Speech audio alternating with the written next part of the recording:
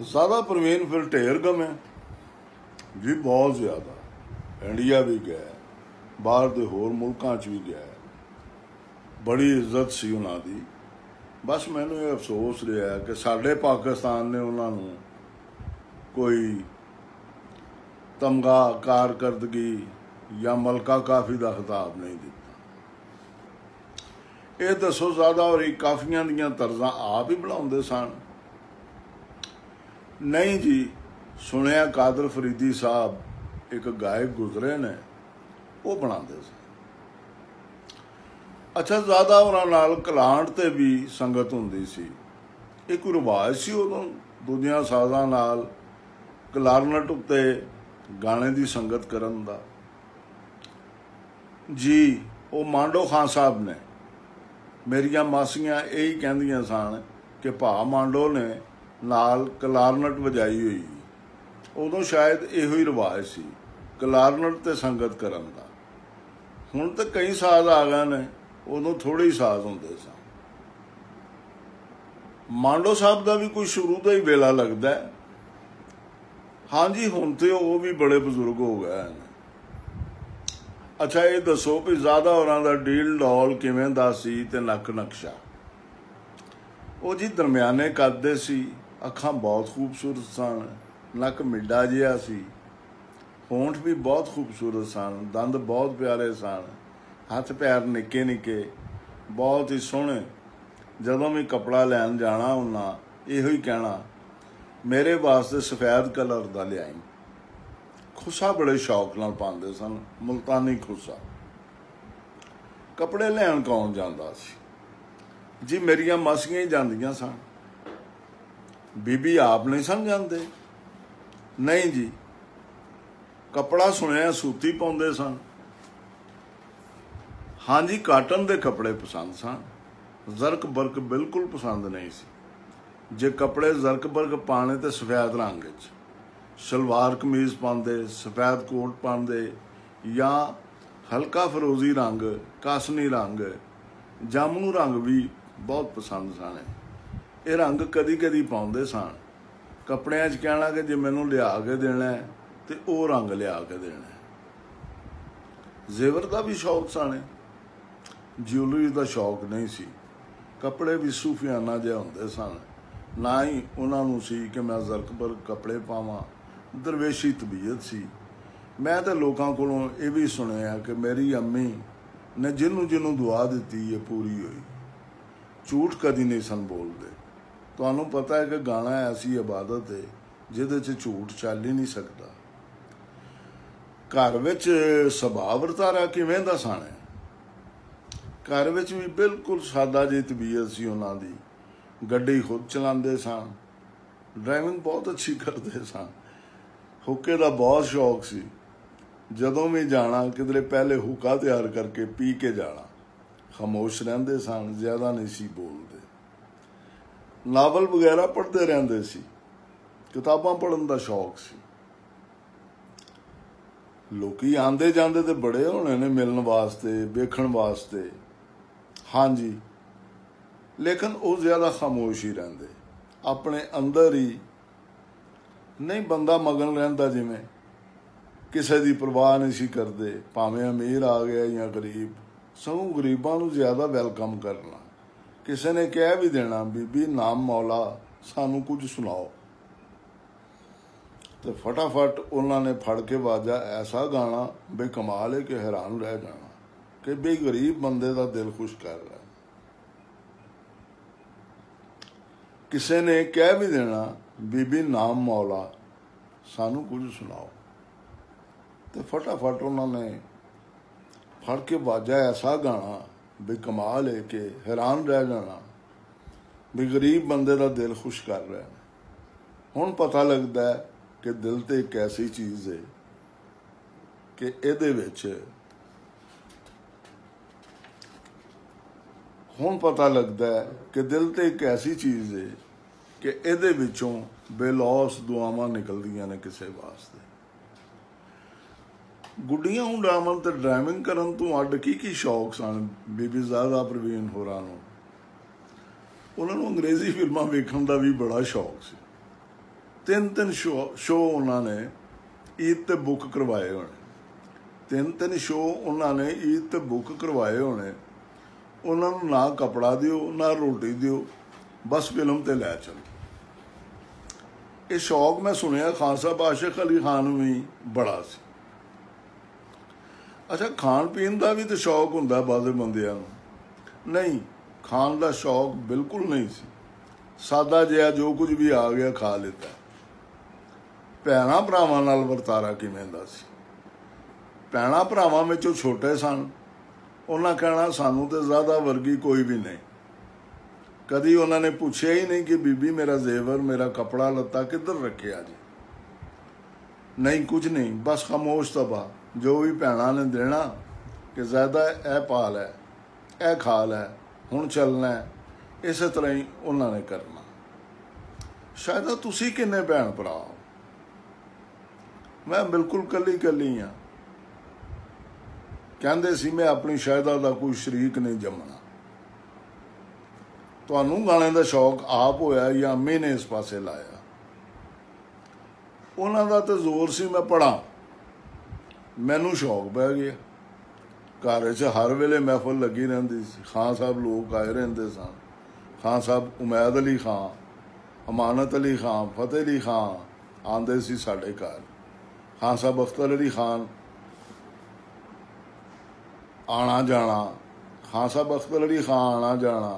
कदी कोई गवैया शुरू हो जाता, कदी कोई। वेख के मैनू बड़ा अच्छा लगना कि किड्डे अच्छे अच्छे लगाओ या सुर पे लगते हैं। उस वेले एडा पता तो नहीं सी हुंदा, पर कन्नां नूं अच्छा लगता सी।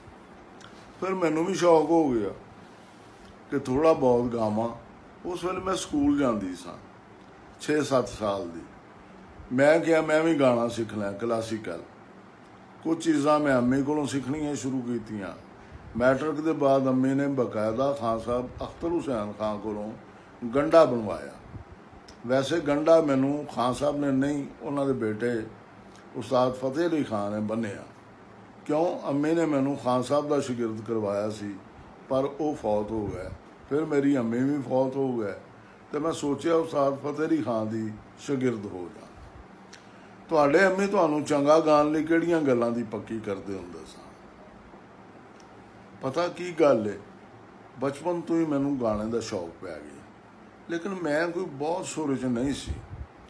बच्चा हुण की हुंदा है ते बाज़ औकात बेसुरे हो जाना।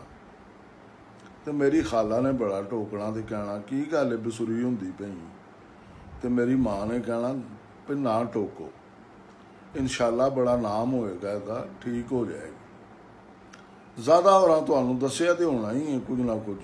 किन्ना कुछ दस्सिया नहीं, ज़्यादा तो नहीं दस सके, क्योंकि उन्हों का यह सी कि मैं दसन लग पई तो खान साहब कहणगे आपे ही दसन लग पई। फिर उन्होंने इन्ना कु कि 1-2 बंदिशां मैनू दसियां, 1-2 राग ते 3-4 काफियां याद करवाइयां। अच्छा, किहड़ी किहड़ी काफ़ी याद करवाई? उन्होंने मैनू याद कराई आपे कीतो ही यार वे, ते दूसरी शाह रांझा अलबेला जोगी जादूगर वे। इन्हां तर्जां विच ही जिन्हां च तुसीं गांदे हो जी, बिल्कुल पुरानियां उन्हां ही तर्जां विच ने ये काफियां। एक होर काफ़ी भी तो है, तुसां बड़ी रचा के गमी हुई, मिल महिवाल मिल महिवाल। ये भी अम्मी जी की गाई हुई है। मैं इनू बहुत ज़्यादा गाया है उन्हों की ट्यून च। किहड़े राग च है ये काफ़ी? सिंधड़े च। एक होर काफ़ी है अम्मी की गाई हुई, कानू कीती असां नाल बस वे, कोई दोष असां दा दस वे। ये बड़ी मुश्किल है, सुन के दिल कंब जाता है, तो बंदा गा की सकता है। नाले मैं काफ़ी सुन नहीं सकती। मैनू अम्मी याद आन लग पैंदे ने, हौसला नहीं पैंदा। अम्मी मेरी सहेली भी सी। एक होर काफ़ी जिहड़ी तुहाडे मूँहों सुन के बड़ा चस आउंदा है, माही बाज कल्ली आ। ये साडी मावां धीआं दी। एक बारी रेडियो ते मेरा प्रोग्राम सी, आजम खान सी उस वेले प्रोड्यूसर। उन्होंने कहा अज तुसीं मावां धीआं कट्ठियां काफ़ी गा लवो। अम्मी जी ने मैनू भी याद कराई हुई सी, अम्मी जी ने मैनू भी याद करवाई हुई सी, आप भी याद की हुई सी। वो फिर असां कट्ठियां गवी राग देश विच ख्वाजा फरीद साहब की कापी, एक अंतरा मैं ते एक अंतरा उन्हां दा ते जवाब नहीं, मैं तो फिक्स करके गाई तो उन्हें अपने खुले अंदाज विच बड़ी अच्छी काफ़ी रिकॉर्ड हुई।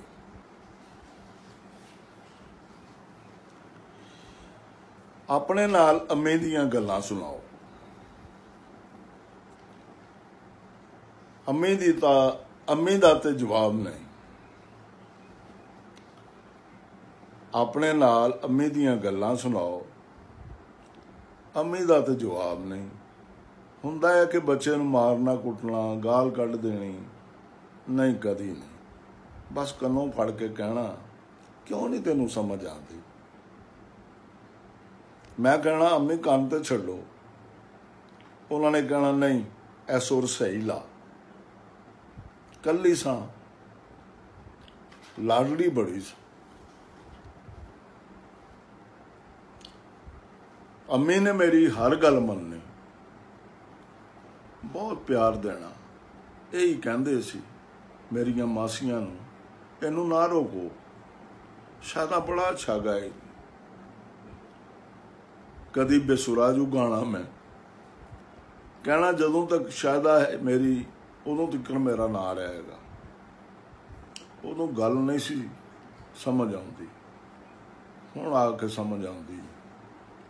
बहुत पुख्ता गल करते सी, बहुत घट बोलते सी, नप्पिया तो लिया अपनी पंजाबी च जी, अपनी पंजाबी च बोलना, बड़े प्यार नाल बोलना, जिन्हों भी बुलाना बड़े अदब नाल बुलाना। उन्हें कहना लै बई बीबी ने मैनू बड़ा इज्जत दा मरतबा, बीबी ते मैनू बड़ा इज्जत दा मरतबा दे रही। इन्ने प्यार नाल बुलाना कि अगले कहना तुसी हुक्म करो जी, की कहंदे हो। ज़्यादा उन्होंने किहड़ा गोईया पसंद सी। मेरी अम्मी नूं सब तो ज़्यादा पसंद सन उस्ताद अमीर खान इंदौर वाले, मैनू भी वो बहुत पसंद। पाकिस्तान बनन पिछों सुनिया लाहौर एक बारी आए भी सन जी, घर भी आए सन साडे अम्मी नूं मिलण, अमानत अली खान होरां दे नाल। अम्मी कहंदे सी जिवें स्कूल दा मास्टर नहीं हुंदा, ऐनक लाई, एडा वड्डा गोईया ते एडा सादा। उच्चे लोग कमाल ही हुंदे ने, सादा ही हुंदा।